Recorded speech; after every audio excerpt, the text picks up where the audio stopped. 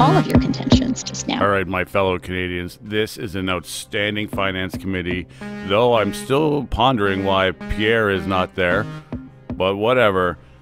Check this out. Jensen does a good job. Fast does a good job. Taking her, and she hits back, as you'll see in this first clip. She, as in our finance minister, MP Freeland, which makes it more fun. Check it out. Okay. Well, thank you, Mr. Chair. And Mr. Fast, a great deal of respect for you as a person and a former minister. But I have to very respectfully say I disagree very strongly with all of your contentions just now.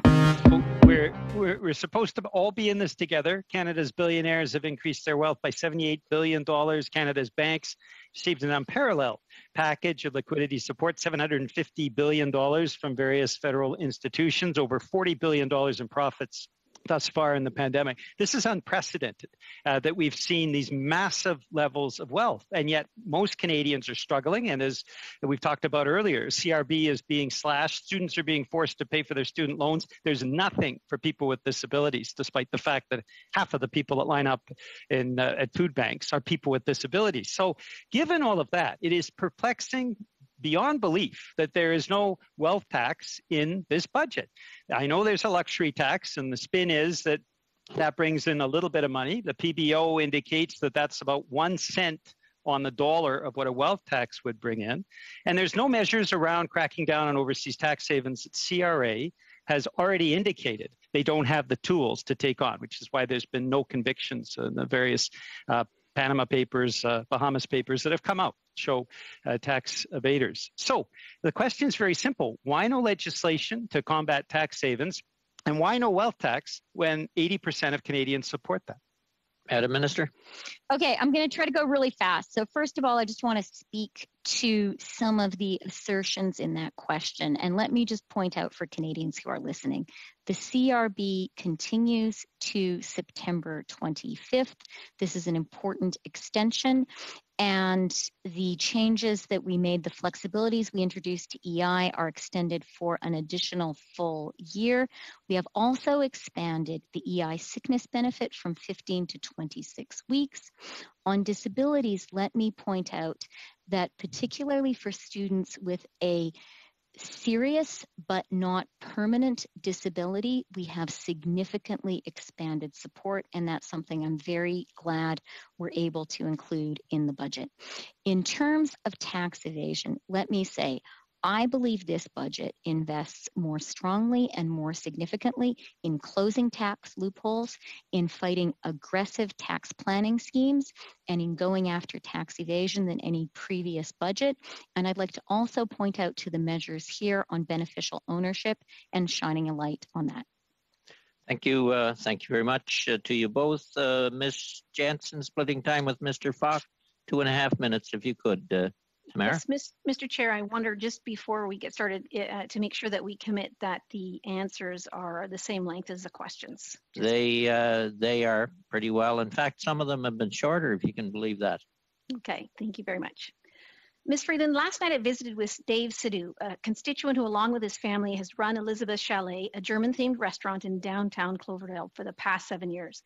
He's now in thousands of dollars of new debt with no hope of opening back up on the horizon, and he's at the end of his rope.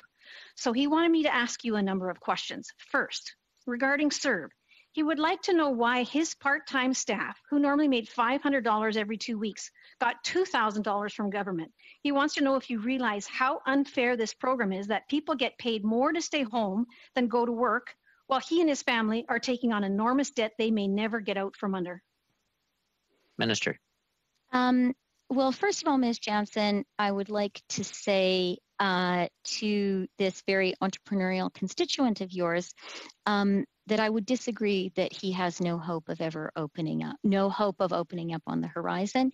I myself am very optimistic of the speed of the vaccine rollout campaign. We are seeing the COVID numbers fall in British Columbia, and I am actually hopeful that there is light at the end of the tunnel. We'll have to go back to Ms. Jansen, Minister. Okay. Thank you. I didn't get an answer to that one. So regarding the business support loans, Dave would like to know why your programs make no differentiation between those who were seriously impacted and those who were not. He wants to know why small business owners like him, who were shut completely down, were treated the same as ones that were open. Why didn't you better target compensation for those who were much more impacted? Minister. So in fact, compensation has been very focused on where the need is the greatest. That is why programs like the wage subsidy and rent support are actually based on level of income loss. And I do want to go back on the CERB and to say my government's view is that the millions of Canadians who lost their job in COVID through no fault of their own needed to be supported. We're glad to have been able to do that. Ms. Jansen. Third question. Dave was very frustrated that the new HASCAP program, which was supposedly created for highly affected businesses like his, is completely useless to him. Since he's in total lockdown, he doesn't qualify. He thinks it's ridiculous to expect a restaurant in lockdown to submit a revenue projection to qualify. No customer, no revenue. How does that even make sense? It's heartbreaking to see the damage these program failures have done to small businesses across the country who are in the exact same position as Dave. Minister. Well, when it comes to Canadian small businesses, I would beg to differ with you, Ms. Jansen, and I would say that extensive support is available. The CEBA loan is available. Wage support, the wage subsidy is available. The rent subsidy is available. And for businesses like this restaurant that you're describing subject to lockdowns, an additional 25% top up to the rent support. Canada is offering the most extensive set of support measures for small businesses of any G7 country. All of your contentions just now. Leader of the opposition. The Prime Minister investigate allegations. All of your contentions just now. All of your contentions just now. The context of that national budget is Canadians suffering through an unparalleled crisis. At the same time, we've seen Canadian billionaires increase their wealth by $78 billion. And yet hundreds of thousands of Canadians have not been able to return to work. And yet Bill C-30 slashes in just a few weeks' time as the third wave crashes on our shores, the most devastating wave yet, from $500 a week to $300 a week. At the same time, it does nothing to address the fact that Canadian students are having to pay back student loans in a pandemic. So will the government accept amendments both to ensure that the CRB is not slashed from $500 to $300 in the midst of a pandemic, and that students actually get a moratorium so they're not having to pay back a student loan in the middle of this crisis? Go ahead, Minister. Okay, yeah, I didn't know if you wanted to give me the signal, Mr. Chair. So, Mr. Julian, thank you very much for the question. And thank you for your continued advocacy for low-wage workers and for students. Let me start with students. I do believe that this budget provides unprecedented support for students and for young Canadians, more than $5 billion of support for young Canadians. It includes support in both actually three things, in the Canada Student Grant, in extending to 2023, as I said in my remarks, the interest moratorium, and also in lowering the amount and raising the income threshold at which Canadian students need to begin repaying their loan after they graduate. So that is real support for our young people, and they deserve it. And I'm happy to talk about the CRB later on if you would like, but I see Mr. Julian wanting to speak, Mr. Chair, and maybe I've run out of my time for an answer. Thank you very much, Madame Freeland. And yes, I want to get back to other questions. I'm taking your answers as a no for the moment on both. Now, the wage subsidy, very controversial, billions of dollars that have been misused for dividends, stock buybacks, and massive executive bonuses. The government has acknowledged that by kind of putting in place something for June 5th. Doesn't include dividends, doesn't include stock buybacks. And yet the government has been saying all along that money should not be used for dividends, stock buybacks, and executive bonuses, that the money should go to the workers. So my question is very simple and twofold. First off, will the government insist a company that has laid off its workers and paid dividends and executive bonuses that they pay the money back? And secondly, we wrote to you on January 5th asking for the full list of amounts that companies have received under the wage subsidy. Will you release those amounts so that Canadians can actually judge for themselves how the wage subsidy has been distributed? Madam Minister. Okay, thank you, Mr. Julian, Mr. Chair. Mr. Julian, let me start by emphasizing what, from my perspective, is the most important reality about the wage subsidy. And that is that this program has allowed literally millions of Canadians to continue to be employed. 5.3 million across the country, 621,000 jobs, Mr. Julian, in your province of British Columbia have been supported by the wage subsidy. And that's important for two reasons. These are people who continue to have an income, and they are people who continue to have a job, and maintaining that connection to your employer is absolutely essential. That is something that only the employer can help do. It's not something that the government can do. So that's why for us, providing support that kept people having an income and kept people connected to their jobs, absolutely essential. And the disclosure requirements for the wage subsidy were detailed in the initial wage subsidy legislation that all parties supported.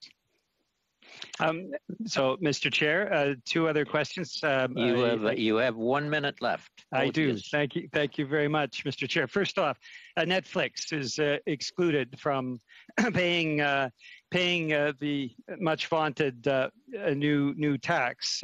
Will the government disclose the secret agreement that took place with Netflix?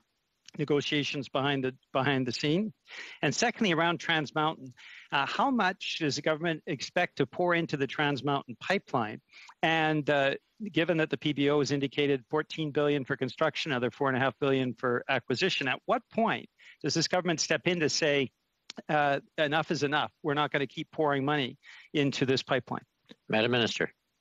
Mr. Julian, you and I sometimes disagree on policy outcomes, but rarely do we disagree on actual facts. Here, however, when it comes to internet taxes, I must say that I disagree with your framing of what our government is doing. And so let me just take a moment to outline what we're doing. First of all, there is no exclusion of Netflix or any internet company.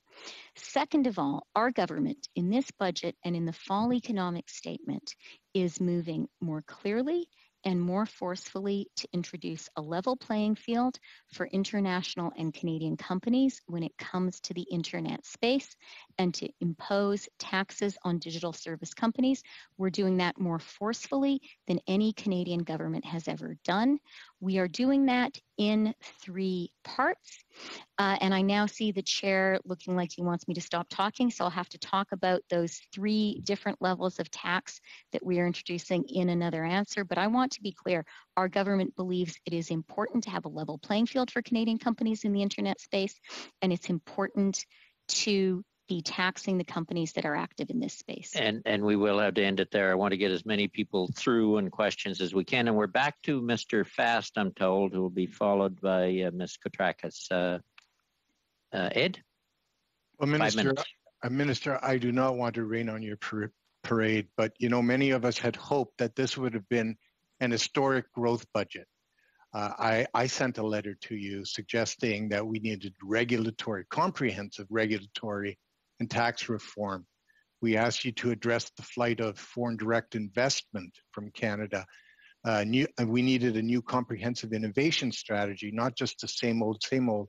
But as you know, many economists have lamented the fact that this budget is more about short-term benefit than positioning our economy for long-term success. So I'm glad you referred to outside validators, because I've got a few of those. For example, Mark Carney, someone who you know well, the former Bank of Canada governor.